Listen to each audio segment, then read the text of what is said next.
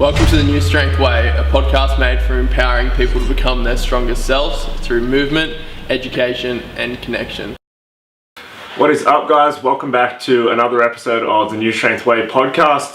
Today, Nathan and myself are going to be quickly discussing the idea of clean eating for weight loss, weight gain, just in general, covering the topic of it. It's a pretty common one that most people talk about, but I don't think people are very clear on the idea of where it applies, rather.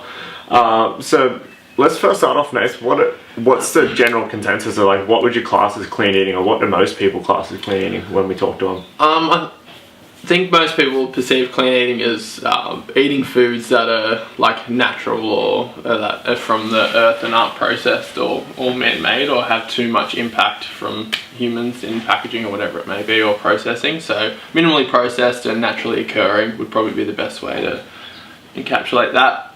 Cool. Well, on top of that as well, I guess, like, within that, you get that people then perceive it as like, okay, well, like the leanest meats is the only ones that are counting clean, because it's like, oh, it's a fatty cut of meat, so it's not clean. Like, that's sort of a misinterpretation, I think, in most cases, or stuff when people are like, oh, I'm having white rice instead of brown rice, so it's not as clean. Yeah.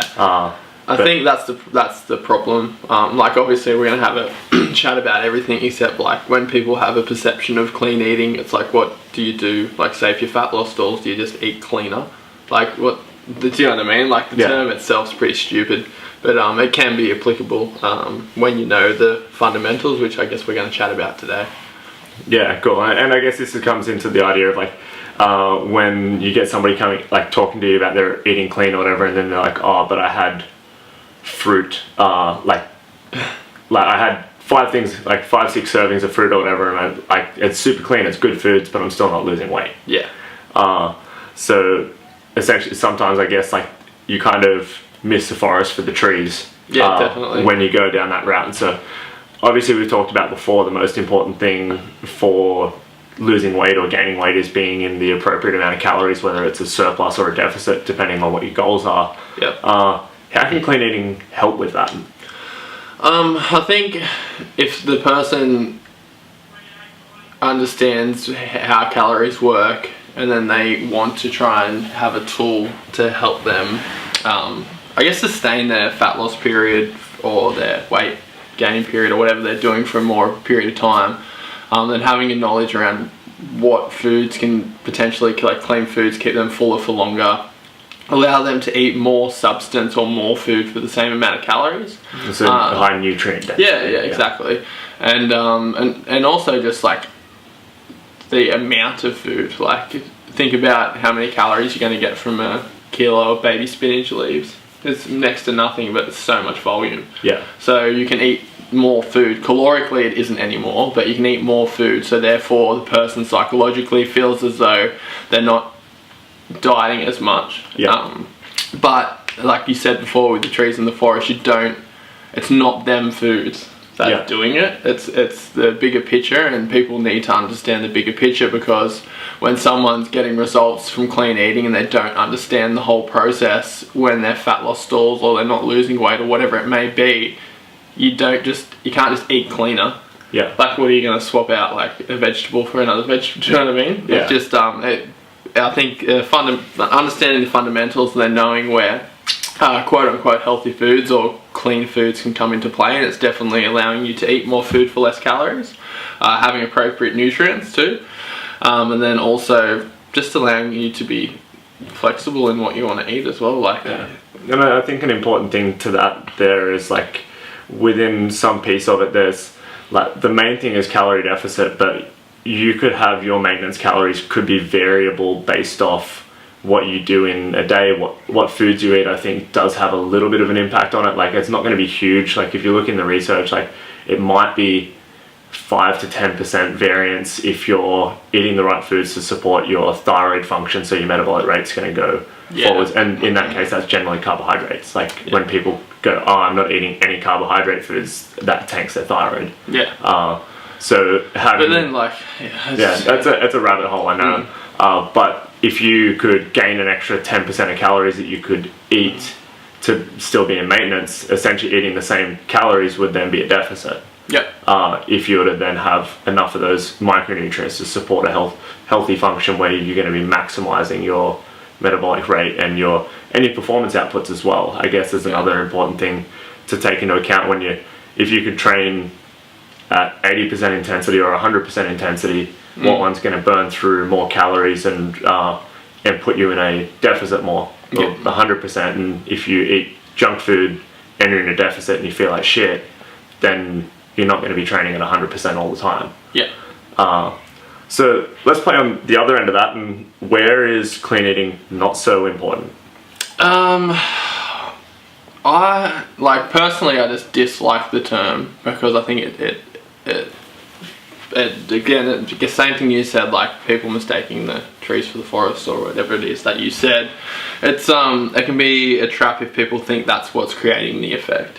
So if they purely think those foods are causing the weight loss, it's like everyone all the time, like when we get this question and it's just non-stop, it's like, what are the best foods for losing belly fat, or what are the best foods for losing weight, or what are the best foods for doing this, or what are the best foods for doing that? And it's like, there's so much more to it, and you just want people just want an easy answer. So I think that's why clean eating has just taken off so much, where people can just be like, do this and do that, don't eat this. So it's like yes or no decision. But realistically, I think it doesn't give people as much flexibility as they need to adhere to a diet or to adhere to a weight loss phase long term, and to be able to do it again, because you're going to go through multiple, most likely in your life. You're going to lose weight, you put a bit back on, you lose it, you put a bit back on, and you need something that you can sustain for a long period of time. And I think clean eating, for those people that are in that boat, like with meal prep and clean eating and stuff like that, you see them on the wagon and then you see them fall off hard, and you see them get back on and you see them fall off hard, and there's no sustainability or long-term adherence, and it's because they perceive they have to do something a certain way to get a certain outcome, and if they don't have the tools or the room in their life to do it that way, then they just think they can't do it at all. Or if they have, like an example, that if someone goes out and they think you have to eat clean to lose weight, everyone's having a burger and they have one and they think their diet's ruined, so then they fall off the wagon for 3 months because they had one beer or one burger.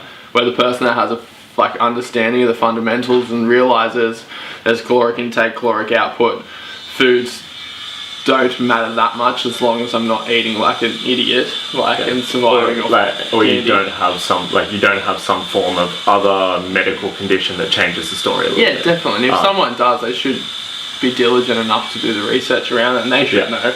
I think people with that know already. It's just it's you know, in this case, especially with nutrition, knowledge is power, and the more you know about how things actually work, and you don't just try and get the simple, easy yes or no answer, then you can have so much more flexibility and so much more enjoyment with a dieting phase, and it allows you to be able to do it in different stages of your life and not just have to be that person that's eating out of Tupperware containers and has broccoli and green beans and chicken to lose weight. There's so many more ways to do so. Definitely, and there's some things along with that as well. I know I'm basically at the end of cutting weight for a competition right now, and people are like, oh, are you hungry for everything? I'm like, kind of, because I perceptually think that I'm dieting, but then if I look at the amount of food that I'm eating on a given day, I'm eating lots of food. I'm still 300 grams of carbs in a dieting phase, but really the substitutes that I made have gone from chicken thighs to chicken breasts, went from having all my milk to change half of it back to skim milk when I've had it with oats and stuff like that, and that's been really the only substitutes that I've needed to make. But I know I didn't choose a cleaner food, I just chose a food that was less calorie dense on a few of those substitutes, and that's allowed me to make the cut, which has only been quite small. I haven't had to lose 10-15 kilos, but that small deficit has been enough to carry me through to where I'm okay. And I think imagine if someone, say for instance, if you didn't understand the fundamentals of what actually happened there, you'd be on the low fat bandwagon. Or the idea of chicken thighs are bad and chicken breasts. Exactly. And skim milk's better than full cream milk. It's people need, especially in the just in the health and fitness industry, need to just move away from good and bad. It's just not as simple as good and bad. It's just not. So is skim milk better than full cream milk? No. Did Jacob use it to his advantage to make sure he could cut calories? Yes. Like, it's not one or the other. Someone could be doing a higher fat diet, still be in a deficit, and do full cream milk and then think full cream milk's the answer because they've been having it and they've remained in a deficit, but they don't realise that it's just the deficit, and how you get there is up to you. Yeah. So I think, just long story short, provide as many tools as you can to people, but make sure they understand the fundamentals and let them pick their path.